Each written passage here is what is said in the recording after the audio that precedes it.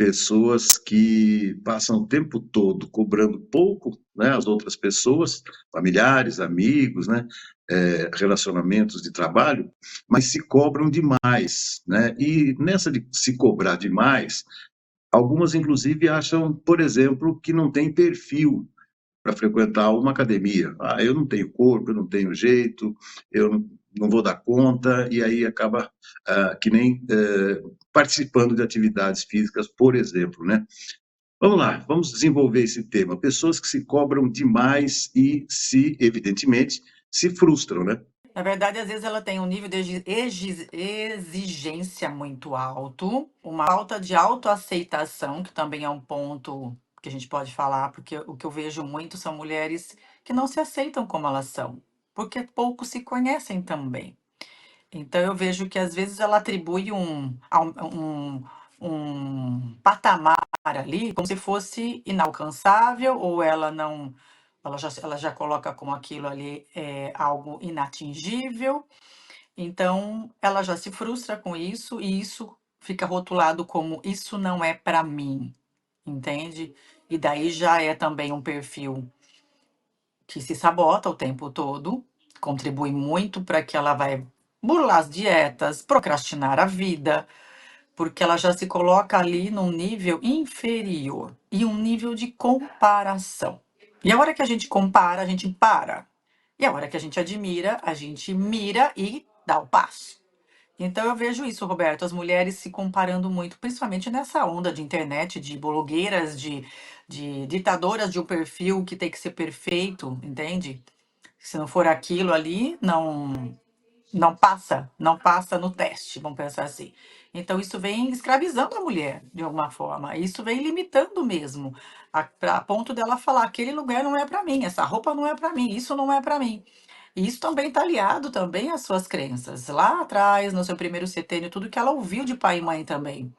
Porque quem nunca ouviu de pai e mãe, esse lugar não é para você, isso não é para você, vê se enxerga. Então isso aí ressoa ali dentro, é um gatilho também, cada vez que ela tem hoje essa situação, ela vai lá mexer numa ferida da infância. Então, mais uma vez, ela dá um passo para trás e ela vai lembrar disso que foi dito pelas pessoas que introduziram ali a sua educação, os seus princípios, seus valores, e aí isso já coloca ela no lugar que ela acha que ela tem que ficar, lá atrás, no fim da fila. Então é cruel isso, né, Roberto? É muito cruel essa questão de não aceitação, essa questão de não permissão. Não foi me dado permissão para frequentar esse lugar. Não foi me dado permissão para ser magra. Não foi me dado permissão para prosperar. Por quê? Porque quem veio antes, ninguém conseguiu fazer isso, ninguém teve esse hábito, ninguém me ensinou a fazer isso. É como se eu não tivesse a permissão de ir à frente, de fazer diferente do que os ancestrais não fizeram. Tá, vamos tentar ver agora, no sentido contrário, então. Perfeita essa sua explicação, porque isso vai, de alguma maneira, contribuindo para que essa pessoa não caminhe, né? Não progrida. Em sentido contrário, em termos de relacionamento, também existem pessoas que cobram demais os outros, mas que não fazem o mesmo consigo. Ou seja, cobra o marido, cobra o filho, cobra a amiga, cobra a moça do salão de beleza, olha, minha unha não ficou legal, não gostei do meu cabelo, etc. E quando essa pessoa chega em casa, ela é desleixada. Tem isso também, né? Tem isso também, porque ela quer atribuir a sua frustração aos outros e não aquilo que compete a ela mudar. Então, na verdade, aquela expressão que existe, né? Quando eu falo de Pedro, mais sei de Paulo do que de Pedro. Então, tem pessoas que estão prontas, armadas, para metralhar tudo e atribuir culpados. Ai, por causa dele, ai, por causa daquilo, ai, ela que não fez, ai, minha empregada, ai, minha manicure. Então, assim, todo mundo tá errado, menos ela. Ela é o alecrim dourado, entende? Então, mais uma vez, o olhar para dentro. É mais uma vez buscar o que tem de desconfortável aí dentro de você, que você não quer olhar, que você não quer mudar. A resistência, ainda há uma resistência muito grande, Roberto, das pessoas terem a capacidade de olhar para a própria ferida, olhar realmente para as suas sombras e entender, eu sou assim, isso não é de todo mal, isso não é um defeito, eu tenho uma característica que eu preciso trabalhar, certo? Porque onde há sombra também há luz. Eu preciso melhorar esse aspecto dentro de mim para que eu não tenha essa reatividade de atribuir todos os meus desamores e as minhas frustrações em cima dos outros. Porque isso aí você pode ver, se você começar, vamos dizer, com o pé esquerdo, você começa a xingar desde o momento que você agride o porteiro do condomínio, do seu prédio, depois já tem uma discussão em algum estabelecimento comercial, ou já tem uma ligação que você também não gosta e vai ali, desliga o telefone na cara, e depois isso aí vai o dia inteiro assim. Então já é um comportamento que você tem que olhar e falar assim: o que está acontecendo? Que eu não estou conseguindo me autorizar pelas coisas ruins que acontecem na minha vida. Então o que está acontecendo? Porque é uma autoobservância mesmo. O que que eu posso fazer de diferente para que isso aqui fique mais leve, entende? E para que eu seja uma pessoa mais feliz comigo primeiro, porque eu vejo que tudo isso é uma insatisfação muito pessoal, é muito interno. E a gente transborda aquilo que tem dentro, sempre. Isso é fato, tá? Então, realmente, tem momentos que a gente não tá bem, mas é momento de você se resguardar um pouco mais e cuidar dessa energia mesmo, de como estou, olhar para dentro, sabe? Buscar essa espiritualidade maior, esse campo energético mais curado, porque senão você pega tudo. Você sai para fora desse jeito, Roberto, você só pega coisa ruim, pega carrapato, pega piolho, pega só coisa ruim, porque a energia tá pesada mesmo.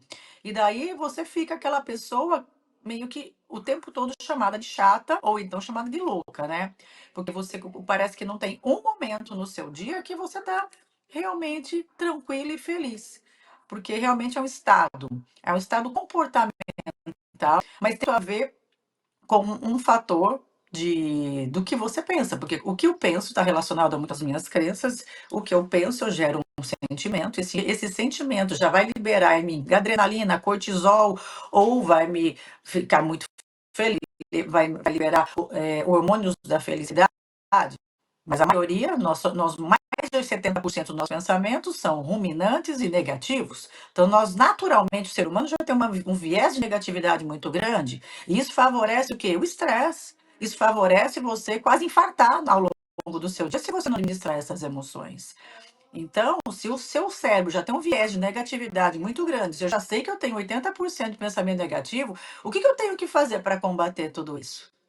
E você que tem que estar o tempo todo nessa autoobservância, nesse autoconhecimento de saber mesmo que sentimento é esse, de onde vem isso? É realmente o que está acontecendo ou é algo dentro de mim que só estava preparado ali, armado para atirar?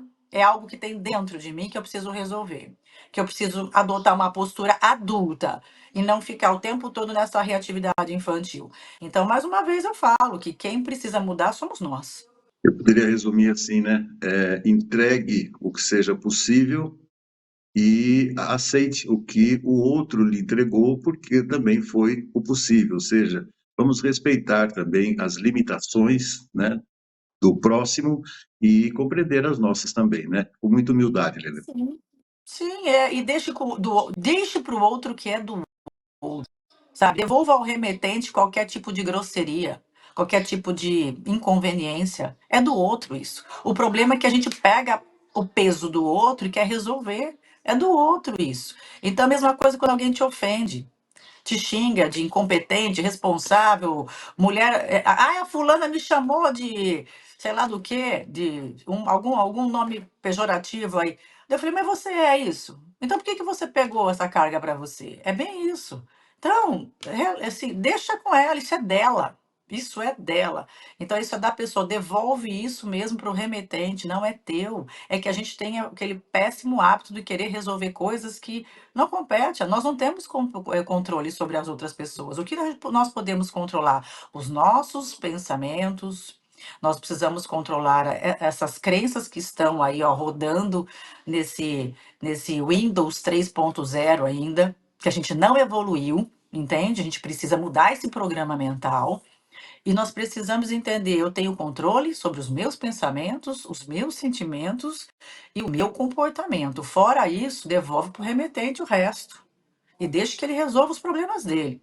Então, quando a gente entender que a gente só pode controlar aquilo que que eu sinto, que eu penso e como eu me comporto, mudaria muitas coisas nesse mundo. Tenha uma ótima semana e até o próximo encontro. Até mais. Boa semana para todos nós, Roberto.